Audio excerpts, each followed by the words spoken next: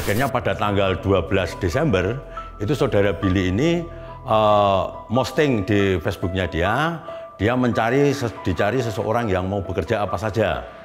Nah, kemudian ditanggapilah oleh yang namanya Satim ini, direspon, kemudian pembicaraan berpindah melalui WhatsApp, melalui WA. Dari WA itu saudara Satim, eksekutor ini tanya pekerjaannya apa. Nah, kemudian si Billy ini membuat suatu cerita bahwa dia mengaku sebagai seorang perempuan. Karena komunikasinya lewat WA, hanya tulisan, dia mengaku sebagai seorang perempuan bernama Senlung, dan dia ini bercerita kepada eksekutor ini, saudara Satim ini, bahwa dia dikhianati suaminya. Suaminya ada hubungan dengan pelakor. Disepakatilah janji caranya dengan air keras, si yang mencari adalah eksekutor sendiri. Kemudian disepakati dengan biaya 7 juta. Apa yang mendorong pada saat itu merespon ya status dari Mas Billy? Saya memang posisi nganggur. Kepepet ya. Kerjaannya apa sebelumnya? Saya sebelumnya di Warmindo sama jaga kos. Jadi secara acak aja itu melihat Facebook terus tiba-tiba ada status itu? Awalnya sih iniin loker, tak kira loker apa gitu. Ternyata nyakitin orang. Setelah itu lanjut ke WA. Ternyata setelah lanjut ke WA, ya itu nyakit orang dengan nyiram air keras begitu. Mohon maaf, pernah melakukan pekerjaan ini juga? Belum. Nah, karena nggak pernah ini bukannya ada keraguan karena sebelumnya nggak pernah mencoba, dan kalau bisa dikatakan perintahnya ini kan bertolak belakang ya dengan pekerjaan Mas sebelumnya yang tetap sih setiap saya itu rasa takut itu ada, tapi ya memang waktu kejadian momennya itu kayak pas banget, pas hujan, sepi gitu loh. Itu langsung yakin bahwa saya kayaknya bisa nih melakukan apa yang disuruh oleh Mas Billy. Iya, karena sebelumnya kan gagal terus, posisi korban nggak ada di lokasi.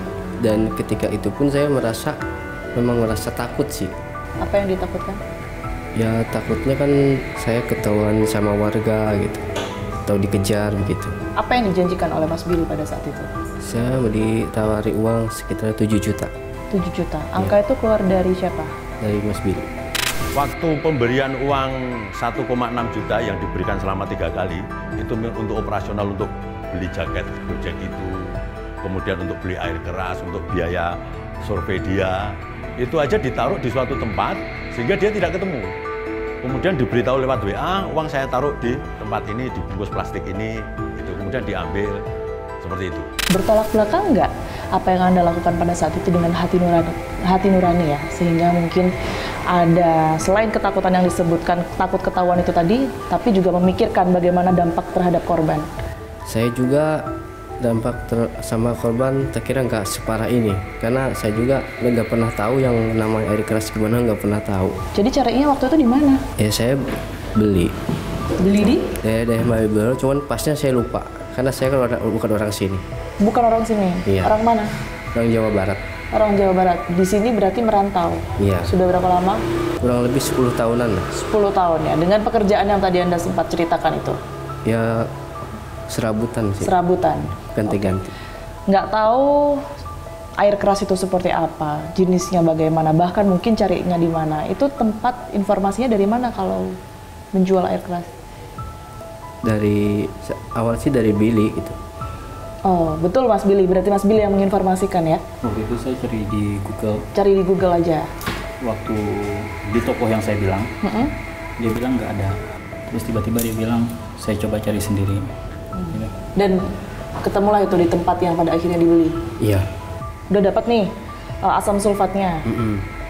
Langsung dieksekusi hari itu nggak? Enggak sih, saya cuman baru ngecek lokasi dulu. Dengan cara apa itu? Ngelihat langsung ke lokasi. Fotoin kosnya itu, tapi posisi korban nggak ada. Jam 3 sore, itu saudara Billy memberitahu kepada Satim, selaku eksekutor itu, bahwa nanti pukul 19.00 korban ini akan berangkat ke gereja. Akhirnya jam 18, datanglah si Satim itu ke tempatnya korban.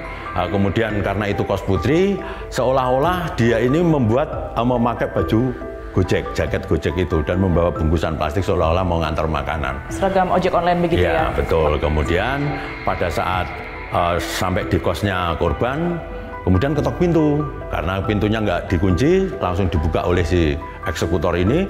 Kebetulan korban ini sedang persiapan habis mandi, persiapan mau ke gereja. Langsung disiramkan, langsung lari. Saya biasanya sih sore kadang. Sekitar jam 2, jam 3 itu. jam 2, jam 3. Berapa Sampai lama jam di 4. kos korban untuk melihat gerak-gerik dari korban ini? 3 jam, kadang 4 jam sih. 3 jam nongkrong gitu ya di situ. Sambil ngapain tuh Mas? Biar nggak dicurigai. Ya sambil kan ada warung kopi di sana, sambil ngopi gitu. Sempat nggak ada yang curiga tapi?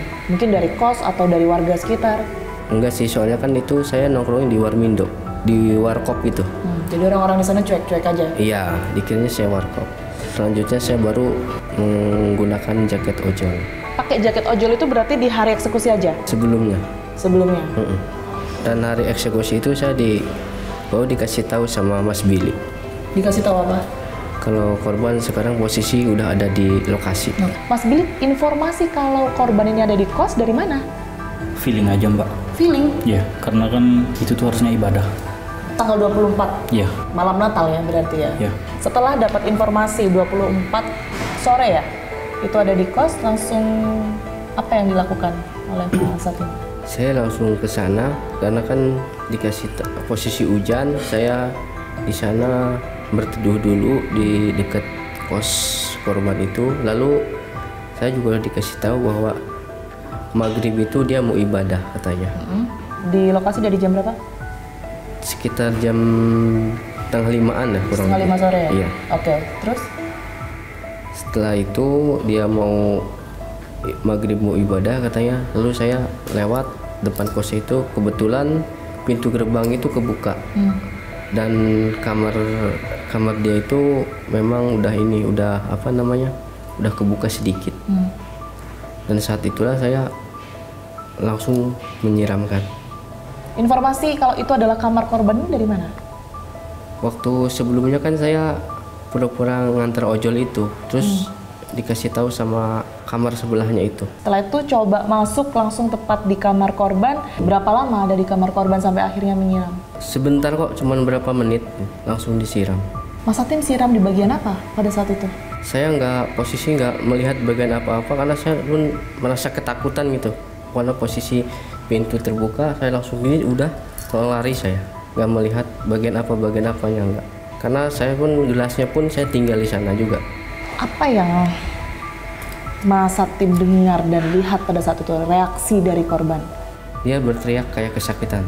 Bilang apa? Cuman oh gitu aja. Saya lihat juga ada bagian dari tangannya Mas Satim ini. Ya. Ini kena cairan juga. Iya, ini kena. Gimana bisa ini ceritanya? Karena saya pun nggak tahu ya kan setajam ini gitu. Kalau air keras itu. Ini kenanya waktu nyiram? Iya, waktu nyiram. Setelah berhasil menyiram, komunikasi yang dijalin dengan Mas Billy seperti apa? Nginfoinnya kalau saya sempat menginfokan tapi nggak ada balasan dari Mas Billy. Apa yang dikatakan Mas Satim? Ya ini tugas saya udah selesai, terus ini gimana masalah pembayarannya? Tapi nggak ada balasan, respon nggak ada. Sama sekali? Iya. Apa yang terjadi setelah itu Mas Billy? Sebenarnya saya ketakutan Mbak waktu itu. Kenapa? Karena ketakutan keadaan korbannya gimana. Justru saya ketakutan, saya nggak berani pegang HP juga. Ya itu Mbak, makanya saya nggak ada respon dia. Sama sekali, berarti sampai pada akhirnya diamankan oleh pihak kepolisian nggak ada komunikasi sebelumnya? Nah, siapa yang duluan diamankan pihak kepolisian? Di mana waktu itu? Di rumah sakit. Kenapa di rumah sakit? Jadi waktu itu, Apa yang dilakukan di sana? waktu saya ketakutan, orang tua si korban nelpon saya, menyuruh saya untuk ke rumah sakit. Sebenarnya di situ saya bingung Mbak, yang ngelakuin itu saya, tapi yang dipercaya sama orang tuanya ke rumah sakit itu saya. Tapi saya tetap ke rumah sakit, dalam itu saya diinterogasi, langsung dibawa ke sini.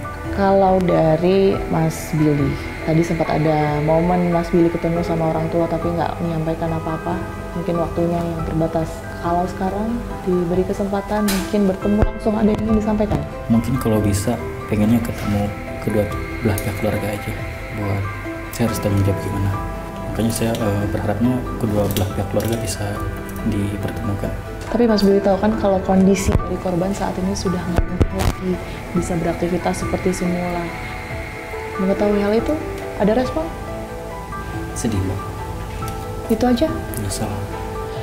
Mas Billy dan Mas Satim, terima kasih sudah mau bercerita ya. Sekali lagi apa yang kalian lakukan ini tentu kalian harus bertanggung jawab atas apa yang sudah dilakukan.